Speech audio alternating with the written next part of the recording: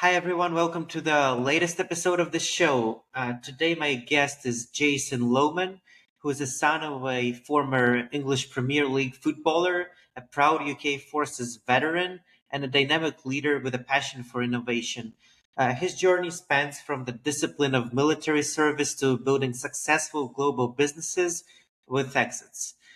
With many sides to his story, being an entrepreneur, a mentor, a visionary, Jason brings depth, drive, and leadership to everything he does. And it's an honor to have you on the show, Jason.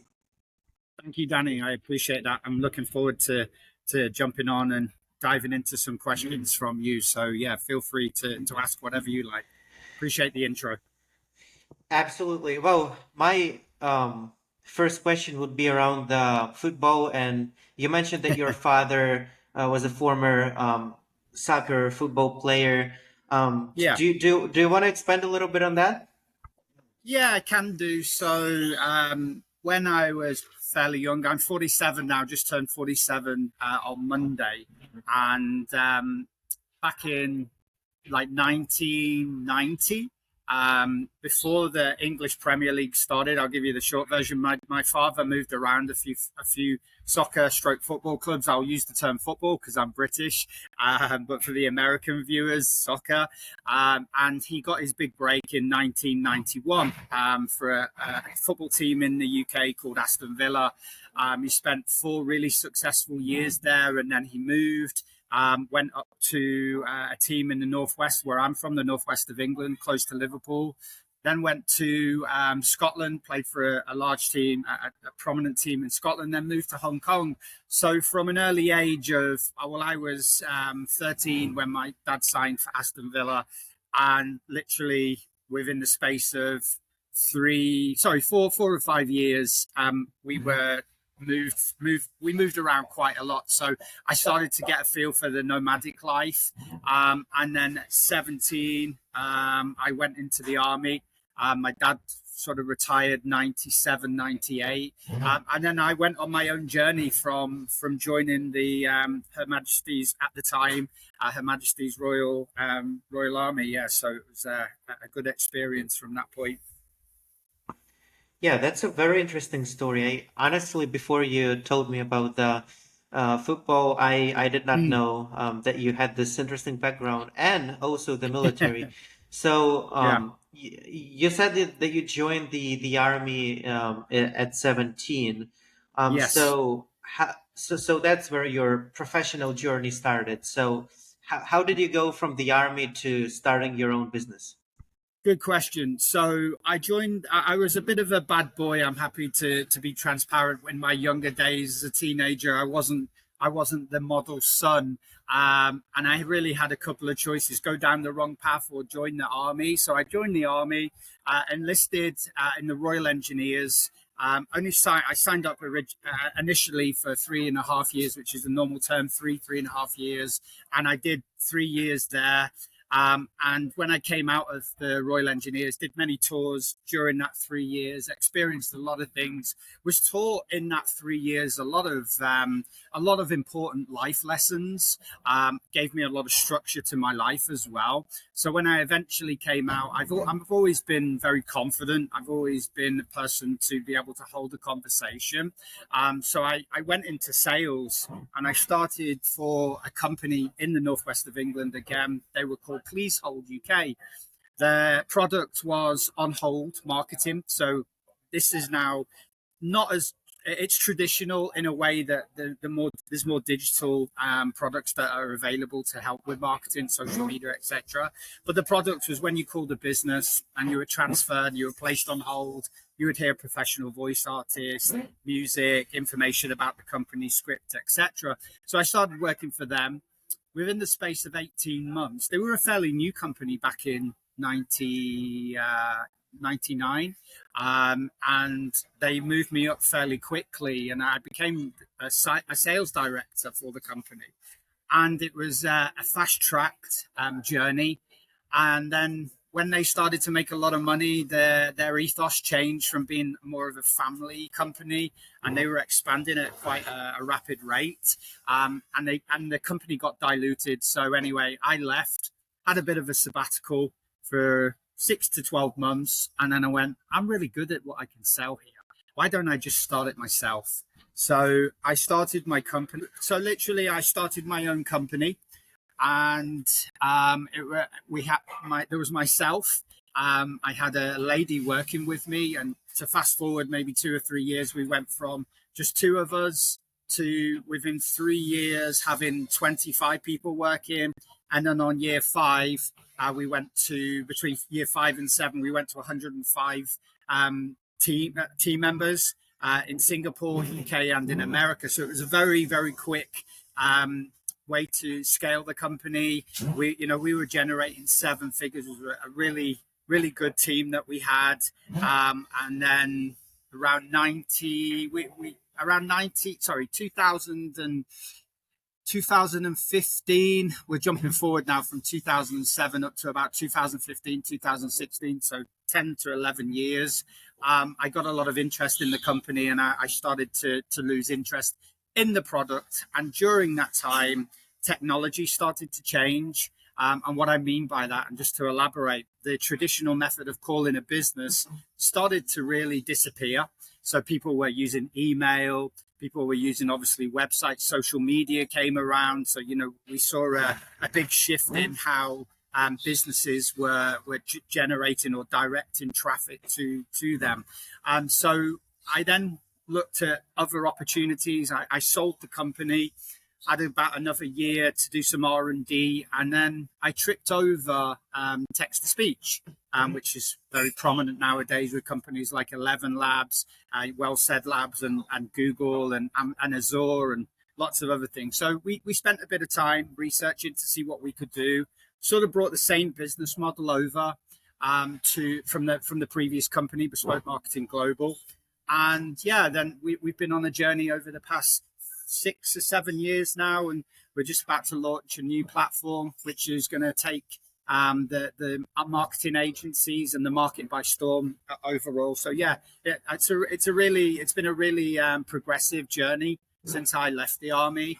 Been a natural progression from leaving the armed forces, carrying a rifle, to now being able to sit on a beach and being able to have a bit more freedom in life compared to the restrictions I had when I was in the armed forces. So what's the secret? Why did you make it? How did you manage to grow this company so fast, relatively? Okay. What is the secret sauce behind that? The secret sauce. Well, I always prided myself on the 3Ds. So dedication, desire, and determination. I feel like being an entrepreneur, you see a lot of things these days where everybody can be an entrepreneur, and it's completely incorrect. I personally don't agree with that. It's not as people think it's easy, when really, when you run your own business, as you all know yourself, it takes a lot of desire, takes a lot of dedication, and it takes a lot of determination to be able to push through the barriers, to be able to navigate, and to be able to adjust and pivot in so many different ways. And some days I work 18-hour days, still now, and I enjoy what I do. So I believe, the desire, determination, dedication is important, but I also believe that you have to love what you do. And like I mentioned a few minutes ago, even with our small team, and then when we scaled up to 105 team members, I always told everybody, when you wake up in the morning, if you don't enjoy what you're doing, I would suggest to change that, right? Then don't do something that you don't enjoy, because we're here once, right? Without going into a big spiel about life, for me, as an entrepreneur, I have to find the balance between my family. I have a wife and daughter, and also my business, which I'm married to as well. So there's always that fine line of just trying to find enough balance to make sure that you spread your time equally. There are times where my wife and daughter take a back seat, but that's the price you pay for, to offer you the freedom to not have to wake up in the morning, even though I do every morning at 5 a.m., to not have to wake up and go and work for somebody, And again, I speak to people. Some people like that lifestyle. Some people like to be to be employed, whereas I prefer to be the employer. So the secret sauce to me is really just about never giving up. And that's something that I've, carried since I was a young boy from the age of 6 or 7, and the trials and tribulations I went through early on in my life. And just something within me has always just given me the strength to keep progressing, no matter how smaller steps you take, as long as you move forward. That to me is always an achievement. Got it. You mentioned that you are quote unquote married to your business, just like you Mm, are married to your wife. yes. It's an interesting thing that I wanna dive a little bit deeper Yeah. into, because I just had someone on my podcast who said you don't wanna combine your personality and what you do. You don't wanna say I am my job, I am my Yeah. business. I agree. So so you agree with this perspective. So even though you are committed to this Mm. business, you, from what I understand, you're still separating your life and your business, and you don't have this deep emotional attachment, or how does it how does it go for you? Good question, and I agree. I watch your podcast, as I've mentioned to you earlier this week, and one thing that stands out for me is the people that are successful, not just in business but successful in life, and obviously there's different opinions on what success is, and for me, I would say probably only over the past 3 years did I crack the code of detaching myself away from the business, right? Whereas previously to that, for 10 or 15 years, my business came first before everything. This is my second marriage, right? I have a daughter who's 10 years old. So things started to change during the past 10 years. Previously to that, nothing mattered to me more than my business. And that for me was the wrong way of looking at it. But we're always learning. So, what I've done in the past 3 years is try to become more self conscious of what's the priority for the business, right? I know my priorities with my family, right? My priorities, they want to spend time with me. I want to spend time with them. But being able to detach, being able to prioritize in business, and being able to be very conscious of the small things that can wait, right? Whereas, like for me, up until 3 years ago, everything, no matter how small it was, to the largest job that I had to do on a daily basis, I mentioned I would work 18-hour days. I'd maybe sleep for 4 or 5 hours, get back up, boom, straight on my laptop, and that becomes, I would say, an addiction, but it's unhealthy to have that. So what I've done is, and over time and mature, and being able to mature in business and in that sort of environment, is to be able to prioritize what really does matter today. What is it that you need to take care of today? What are the things that can wait until tomorrow? And that's given me a new lease of life, because I find a lot of entrepreneurs, and I speak to a lot of people who have a really good network, and they're consumed by their business. So I always try to give guidance on, don't let that happen, because it can physically affect you, it can mentally affect you. It's done it to me on numerous occasions. So I believe just being able to prioritize and detach from your own business, and just giving yourself time and space to be able to breathe and not get wrapped up in your business that much that you feel like if you don't do a few things, it's the end of the world. So yeah, hopefully that answers that for you, Danny. Yep, it does.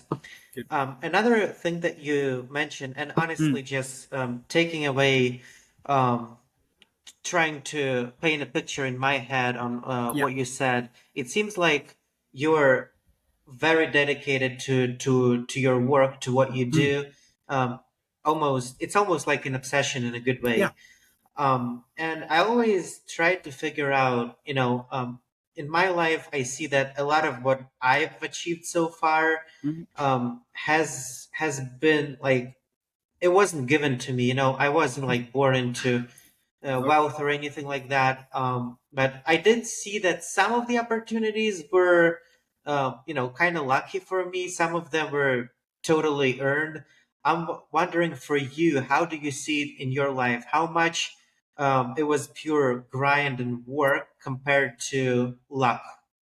Good question. And I'll start. I'll start. I'll answer the question at the end. I would say probably 70% would be hard work, and then the other 30% will be good luck or luck. And the luck sometimes outweighs the 70% of the hard work that you put in. And again, for me, I think something I've learned over time is to be selective. Obviously, if we cast a net out so big, you're going to catch, a lot of fish. But for me, I've always used the analogy rather than use a machine gun to try to hit the target, I'd rather be a sniper. So for me, the hard work over again, probably over the past 3 years, has been to be able to target specific demographics, specific fields of interest for the business and for me. And really, the hard work, I feel like, again, just jumping back onto your last question, you can burn yourself out doing that, right? Yourself, I'm sure. And you can, once you get to that level of being burnt out, worn out, then your productivity does dip. It does have a negative impact. So for me, I think it's about balance. I've always, you've heard the term before, work smart rather than work hard. I believe in that. I do believe in that. And previous to the past 3 years, I was just always working hard, and I was spending so much time not focusing on the things that should have been really the most important, but focusing on everything. And when you spread yourself too thin, I believe that you lose track of what your goals are, and I believe that that is a very it's an illogical way to approach how to reach your goals. And again, for me, the desire, the determination, and dedication are so important, and included into that, and to integrate into making sure that you are really, focused on the goals in front of you and not look too far ahead. Because I feel like people that do have businesses, and again, I'm just speaking from my own experience, they focus on what's going to happen in 1, 2, 3 years, which is good because you've got the projection there. But unfortunately, when you do that, if you focus on that solely, then what's in front of you today, what's in front of you this week and next month, can again have a negative impact. So for me, I would definitely say hard work's important, but it's how you work hard. And for me, working smart, it plays a key role in my daily my daily success in the targets that I set myself and the company. Mm-hmm. Yeah, that's a very insightful perspective. Mm, My experience with luck is interesting. mm, Some of things are completely outside of your control, but yes. a lot of the times, luck is still something that you can, again, you can make yourself luckier, but by putting yourself in situations with more opportunities. For example, once I were chatting in a random, public messenger chat around one of a popular podcast hosts, basically like a fan group. And Yeah. I just saw this interesting guy. I decided to DM him, even invite him on the podcast eventually. And it turned out to be that this single person opened so many doors for me just because I reached out. I was like, why not? Well, it might be a good opportunity. It might not be. And then it turned out that he became my mentor. He opened a lot of doors for me, and stuff like that. So I'm wondering, did you experience anything similar in your journey when one event opened many more opportunities down the road? Absolute fantastic question. And the answer is yes. And just to touch on what you said there, I believe that you can make your own luck. And I think it's more about actually pursuing your happiness and pursuing what sometimes holds us back. And sometimes we have insecurity. Sometimes we're a little bit nervous to approach somebody because you think, oh, they're just going to reject us. And one thing I've learned over my 25 years in business is try everything, test everything, ask your questions, go to people that you think that you can't speak to, and that's, for me, it plays an important role. And yeah, to sort of tie down on what you've just asked, when I had my previous company, Bespoke Marketing Global, we were, the lion's share of our business were SMEs. Okay. And then I started to go to local Audi dealerships in the northwest of England, where I'm from, and show them the product. And I started to pursue that. Then they then, because they had to sometimes get authorization from head office. And then I started to get my foot into doors when we moved into Southeast Asia, Alibaba, Ant Financial, even over in the North America, like Beyond Meat, Panasonic in Europe. And for me, it was a case of just really pushing and keep and having that dedication to keep going, because that brought in a lot. The lion's share of our business brought in, anywhere between 2 to 3 million every quarter, and the larger companies sort of brought in about the same. There's a smaller number of them, and for me, I think to really give you from my experience, it's just a case of just asking and pursuing and pushing yourself and having the confidence into believing what you have, what your product is, what you want to achieve in your life, and to give yourself an opportunity. And we give ourselves opportunity, like what you did. You approached somebody, and that was an opportunity for you to move forward, to progress, and it worked out for you. Now, not every opportunity does work, but if you don't take those opportunities, you will never know. So for me, pretty similar to yourself, comes to confidence, comes to having a belief in who you are, what your product is, and to really target opportunities and be selective of those opportunities. Because quite simply, the more the opportunities you get, yes, of course, there's always going to be rejection, but the more opportunities you pursue, the more chance you've got of opening those doors for what you want, and for what anybody wants to do. It seems like rejection, the fear of rejection, is a pretty big roadblock that stops people from pursuing what they wanna pursue. And like what I'm starting to realize personally is that in every rejection, in every quote unquote failure, there is always an opportunity to learn something, to take something away, to grow, to just to reflect and to understand why did it not work out, what should I do better. Yeah. And if you have this mindset when you approach an opportunity with like this mindset where you think, okay, if I'm getting rejected, I'm gonna learn something, this is gonna be a better opportunity, and if I'm not getting rejected, well, it worked out, so you're Yes. you're winning in any way. 100%. And I used to be quite a negative person, up until I would say maybe 5 or 6 years ago, and I've become more positive throughout experiences and throughout rejections. And I believe it. You can boil it down to two things. I think a lot of people have an ego. A lot of people carry an ego.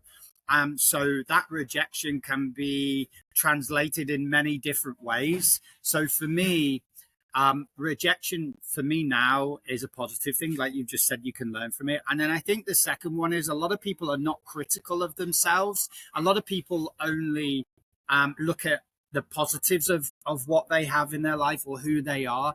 And I believe, you've got to have, again, that balance to know where your faults are, where you come short in certain aspects. And that doesn't make you a lesser person by any means, but what it does should give you an opportunity to become better within yourself.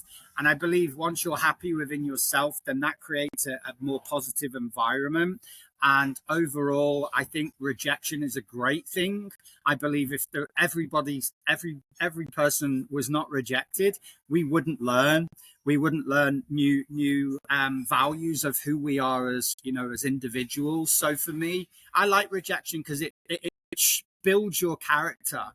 And sometimes when I still get rejected, I'm like, oh, damn. Like, why did they, think about it a little bit too much, rather than looking at it like, okay, where did I go wrong? What did I do wrong? And sometimes might not have done anything wrong. It might just not have been the fit for the company or for me, or we didn't have a good synergy or energy between myself and whoever I was being rejected by. So for me, overall, I think rejection is a very, very positive thing.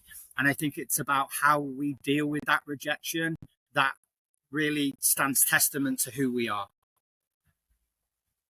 Nice, nice. I agree with this. Well, last question. I want to give Yeah. you an opportunity to imagine that a 20, 21, 22-year-old listener, a young guy or a girl from maybe they're from North America, maybe they're Okay. from the UK, maybe they're even from a poor country in Africa, but Yeah. they have this vision to build something big and to uh, to get to the point where they feel like they are happy in life, Yeah. whether it's by building businesses or just by being a teacher at a local school. So Okay. what would you tell them, the person who's listening right now? Okay, that's a really good question. Again, I think any advice I can give is from personal experience, and around the same age, 21 years old, is when I really started to find myself. Because at the time in the army, you're too focused on the things around you. So when you do get to that age, I think you need to have a good idea of who you are. Of course, you're still maturing. Of course, you're still learning. You're going to be, experiencing so many different things at a young age. But for me, I think that you really need to have confidence in who you are as a person. If you don't have that confidence, then you need to work and build on that confidence, because confidence plays an important role throughout your life. And if you have belief in yourself, confidence in who you are, what you can do, then that will always provide a very solid foundation for the next levels that you're looking to achieve.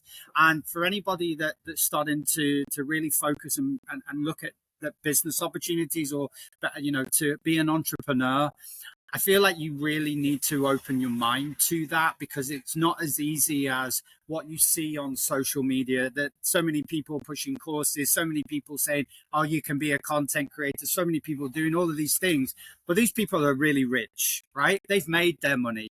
These days, maybe in the past 5 or 10 years, even as current as now, the world's changed a lot. A lot of people are struggling. So I would always say, if you want to create your own business, if you want to build yourself and do something, then make sure that you have a passion for the business that you want to create. Make sure you've got a passion within your soul to want to achieve something. Don't look and do the same as everybody else. Yes, unless you believe that you're better at whatever you're doing and you can convict to that, then go for it. But don't just jump into something. Try many things. That's the goal for me. Make sure that you have the confidence in what you want to achieve, and don't let the world consume you. Stay off of social media as much as you can. Focus on the business, focus on yourself, and just try to live for the present and give yourself opportunities, create those opportunities. And if you get rejected 1, 2, 3, 100 times, always keep moving forward. And I mentioned earlier, even if you're just making small steps, as long as you're making those small steps, then you're progressing. That for me is one key, one fundamental reason as why I've done well with myself and the company, is because I've never given up. And sometimes it's taken me, I've lost a lot of money, generated a lot of money, and now I'm in the middle now, and I'm focused on just making sure that, because for me at 47, maybe I have another 30 years left, I want to enjoy every day. So when I wake up, I want to be able to smile. And anybody at that age, at 21, find yourself, wake up and be happy that you have a new day, and focus on your abilities, what you can achieve in your younger years, to set yourself up for the next 20 to 30 years. All right, Jay. Thank you for No your problem. wisdom. Thank you for your for the learnings you've shared. It's my pleasure to have you on today. I appreciate you, Danny, and thank you for amazing podcasts. As I said, I've watched all of them. I've been following you for a year now. I love the way that you structure your podcast, and I love the guests that you've had on. So I wish you all the best. You've got a bright future ahead of you. And if there's anything I can do for you, you can always reach out to me. Thank you, Danny. Thank you, sir.